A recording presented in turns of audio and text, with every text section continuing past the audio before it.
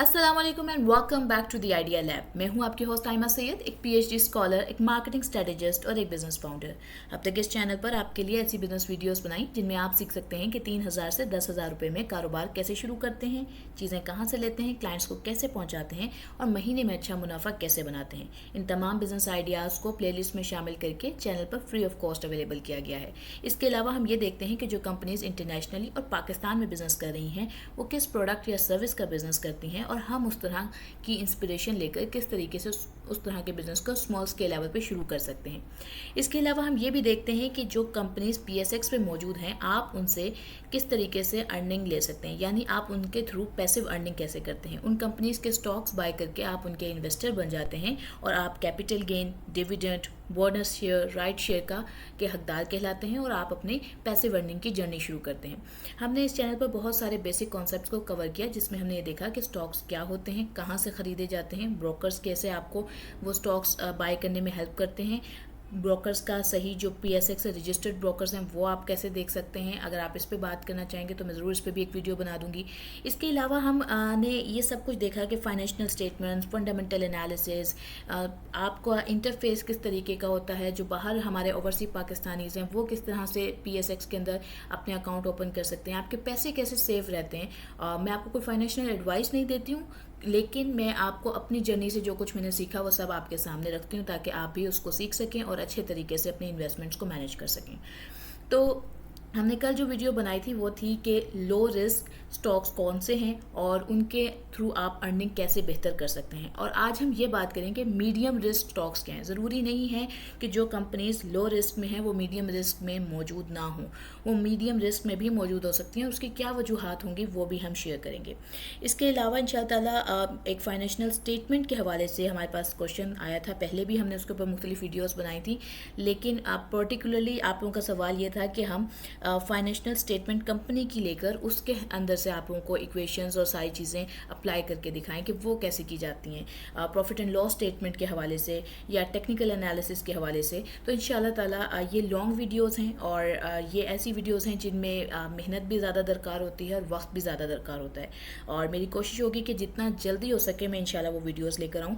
और ये टॉपिक्स जैसे ही हमारे कवर हो जाएंगे, मीडियम रिस्क के बाद हाई रिस्क स्टॉक्स, तो फिर इंशाल्लाह ताला मैं उन कह लें कि सेक्टर वाइज मैंने आपके लिए लानी थी वीडियोस की जिसमें हमने ये देखना है कि कौन से सेक्टर्स में कौन सी पॉलिसीज़ अप्लाई होती हैं। लेकिन उससे पहले हम फाइनेंशियल स्टेटमेंट्स को डिस्कस करेंगे और फिर हम जो है सेक्टर वाइज एनालिसिस करेंगे और इस दौरान फिर उसके बाद हम कंपनी एनालिसिस की तरफ मूव करने वाले हैं।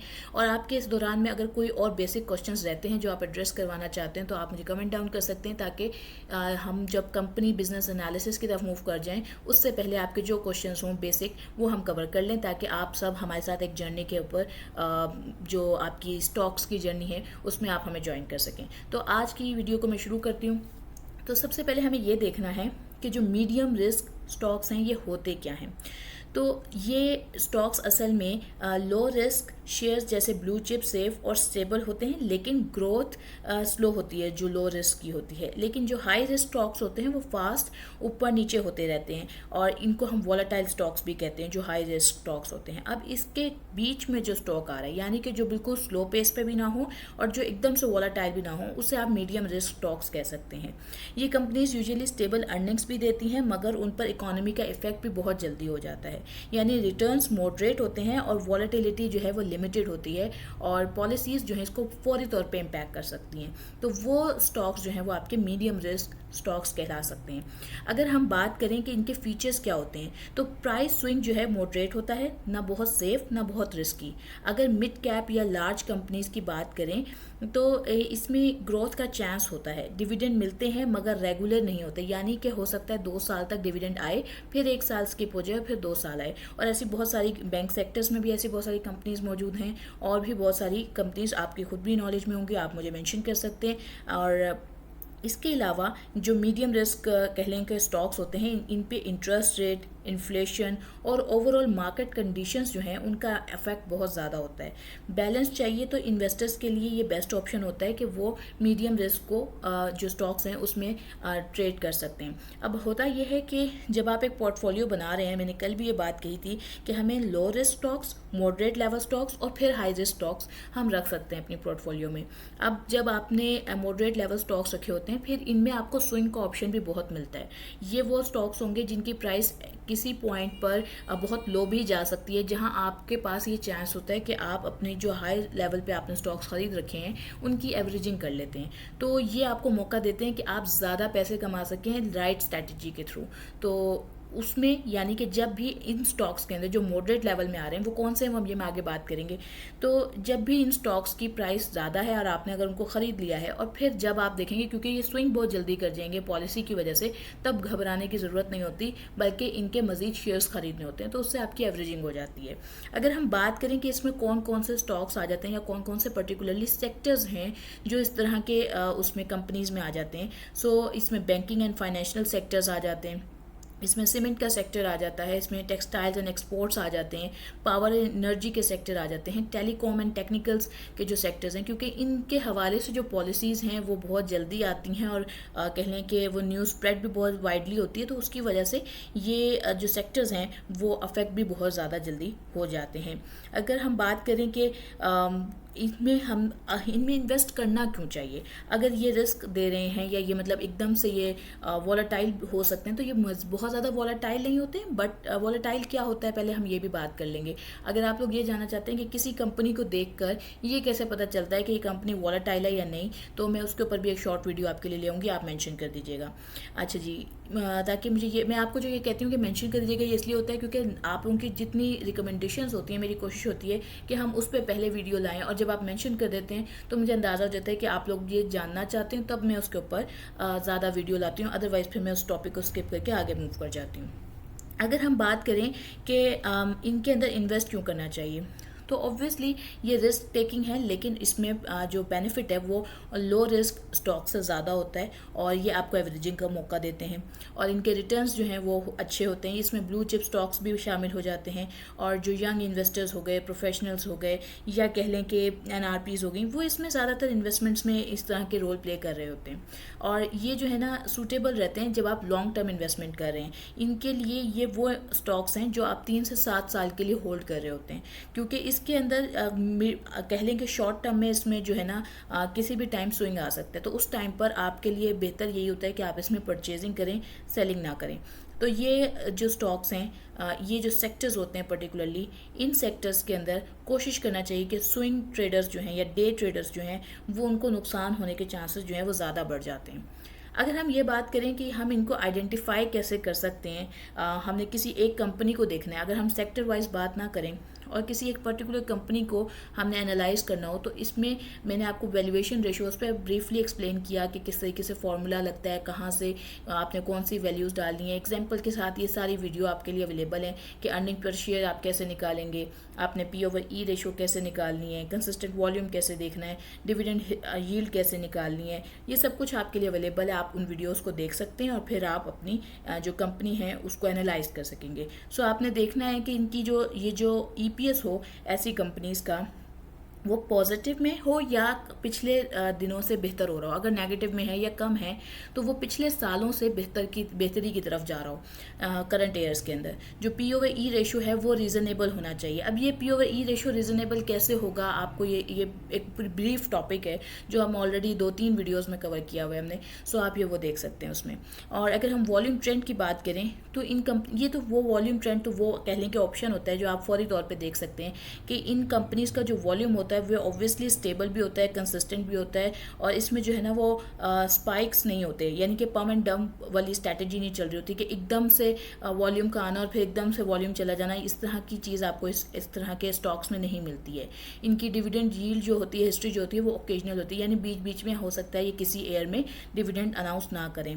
और ये जो है वो साइक्लिकल सेक्टर्स होते हैं उनसे बिलोंग कर सकते हैं, जिनमें सीमेंट आ जाता है, बैंक आ जाते हैं और इसमें फिर टैक्स के हवाले से भी बहुत सारी चीज़ें हैं, वो इंशाअल्लाह ताला हम आगे कवर करते जाएंगे। अगर हम बात करें बेनिफिट्स के हवाले से, तो ये ऑब्वियसली इसमें जो है ब्लू चिप स्टॉक्स भी शामिल होते हैं, तो वो जो एक सेफ ऑप्शन होते हैं और ज़्यादा रिटर्न देते हैं आपको। ये डेवलपिंग सेक्टर्स होते हैं जिसकी वजह से ग्रोथ का चांस इंक्रीज़ हो जाता है और पोर्टफोलियो को आपके डाइवर्सिफाई करते हैं। ये ना ज़्यादा रिस्की होते हैं, ना ज़्यादा कह लें कि सेफ ऑप्शन है, तो आपके लिए बहुत कह लें फ़ायदेमंद रहते हैं ये सेक्टर्स जो हैं। इसमें कैपिटल गेन प्लस डिविडेंड दोनों का ऑप्शन होता है। और मैं फिर अगेन ये मेंशन कर दूं कि ये 3 से 7 साल वाले स्टॉक्स होते हैं। इसमें बैंक आ जाता है, इसमें सीमेंट का सेक्टर आ जाता है, इसमें आपका ऑयल एंड गैस भी आ जाता है। सो ये और पर्टिकुलरली आपने हर कंपनी का ईपीएस, डिविडेंड और उसकी कह लें कि जो वॉल्यूम रेशो है और पी/ई रेशो, इनके थ्रू आपने उनको, इन 4 चीज़ों के थ्रू आपने जज करना है, तो आपको अंदाज़ा हो जाएगा आप एक पर्टिकुलर कंपनी के हवाले से। अगर हम बात करें कि इसके अंदर क्या रिस्क शामिल होते हैं, तो इकोनॉमी का जो स्लो अगर हो रही है तो उसकी वजह से जो इनकी अर्निंग है और पर उस पर बहुत ज़्यादा इफ़ेक्ट पड़ जाता है। और अगर हम बात करें कि प्राइस की वॉलेटिलिटी जो है वो मॉडरेट रहती है इसके अंदर। सेफ स्टॉक्स हैं, ज़्यादा नीचे नहीं जाते हैं, अगर जाएं तो ऑब्वियसली आपके पास ऑप्शन रहता है कि आप एवरेजिंग कर लें। और एक्सपोर्टर्स इंपोर्टर्स को करेंसी रिस्क होता है इसके अंदर जो है। और अगर सीमेंट एंड बैंकिंग सेक्टर के हवाले से बात करें तो उसमें साइकिल्स फॉलो करते हैं, तो उसमें बूम एंड स्लो डाउन वाला साइकिल्स जो हैं वो थोड़े से एक रिस्की फैक्टर आ जाता है। अगर हम बात करें स्मार्ट इन्वेस्टमेंट स्ट्रेटजी की इन स्टॉक्स के हवाले से, तो इसमें आपको डाइवर्सिफाई करना चाहिए, एक सेक्टर में पैसा नहीं लगाना चाहिए। यानी अगर कोई कंपनी आपने देखा है कि वो मीडियम रिस्क कंपनी है तो उसके अंदर आपको सारे पैसे नहीं लगाने। अब आप ये कैसे एनालाइज करेंगे कि कोई कंपनी मीडियम रिस्क है? सो ऑब्वियसली आप जिस सेक्टर में इन्वेस्ट कर रहे हैं, आपको मैंने जो 4 चीज़ें बताई हैं उन 4 चीज़ों में आप उस सेक्टर के अंदर मुख्तलिफ कंपनीज़ के अंदर कंपैरिजन करेंगे।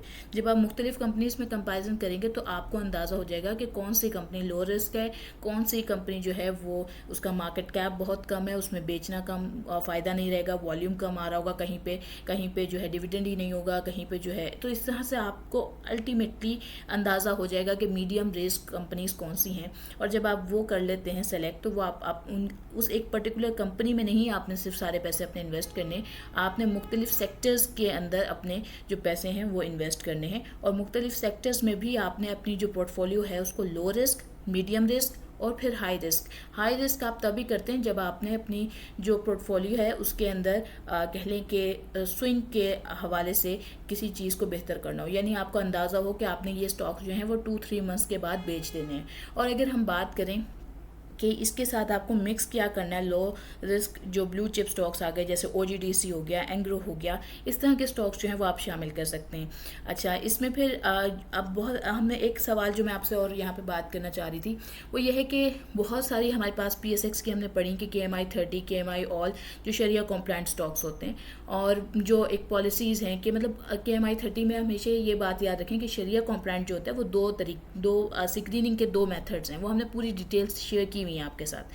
पहला कि कंपनी का जो बिज़नेस हो वो हलाल होना चाहिए। दूसरा कि उसके अंदर जो भी आपके जो फाइनेंशियल रेशोज़ हैं, 4 से 5 फाइनेंशियल रेशोज़ आ जाती हैं, वो जो हैं वो विद इन लिमिट होनी चाहिए। अब वो PSX ने कुछ रेशोज़ बताई हुई हैं। अब एक कंपनी उसकी तमाम रेशो सही हैं, लेकिन एक रेशो के अंदर 2 से 3% का कह लें कि फॉर एग्जांपल डेट रेशो की बात कर लेते हैं, वो ज़्यादा है और बाकी तमाम फैक्टर्स जो हैं वो विद इन लिमिट हैं। तो अब उसके लिए हम क्या कहेंगे कि वो नॉन शरिया है या वो शरिया है? तो उसके लिए आपको वो एक पर्टिकुलर केस बन जाता है आपका, जिसके लिए आपको उस पर्टिकुलर कंपनी के हवाले से इस्लामिक स्कॉलर से गाइडेंस लेने की ज़रूरत होती है।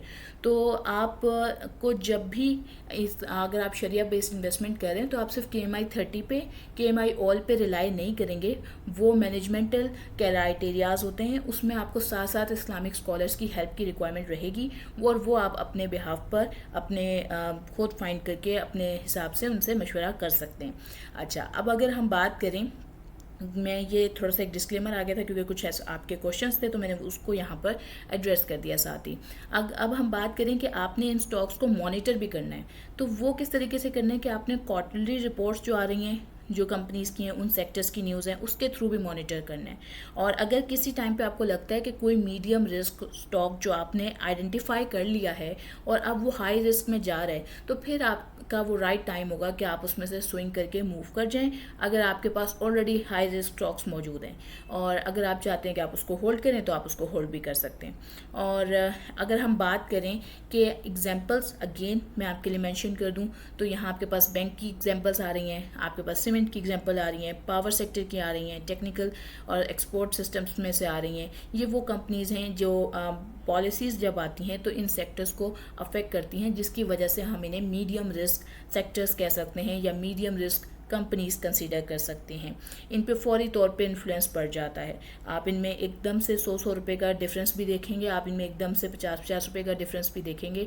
और अगर आप ये इसमें जैसे HUBC मेंशन होगा, इसमें DG खान सीमेंट मेंशन होगा। सो इन दो कंपनीज़ को ही अगर आप एनालाइज करें और इसके आप विदिन 6 मंथ्स के अंदर जो इसकी चेंजेस आए हैं उसको ऑब्जर्व करेंगे, तो आपको अंदाज़ा हो जाएगा कि बहुत ज़्यादा वॉलेटाइल नहीं रहा, लेकिन विदिन मंथ्स इसमें इंप्रूवमेंट आई है, इसमें डाउनफॉल भी आया है, इसमें इंक्रीज भी आया है, इसमें पंप भी आया है। तो इस तरह से आप इन चीज़ों को देख पाएंगे। तो उम्मीद करती हूँ आपको आज की वीडियो अच्छी लगी होगी, आपको सारे कॉन्सेप्ट समझ आए होंगे, आपके जो भी सवालात होंगे वो आप पूछ सकते हैं। और वीडियो को लाइक कीजिएगा, शेयर कीजिएगा, सब्सक्राइब कीजिएगा, मुझे दुआओं में याद रखिएगा। फिर मिलेंगे एक अच्छे वीडियो के साथ। आज के लिए लेती हूँ मैं अलविदा। अस्सलाम वालेकुम।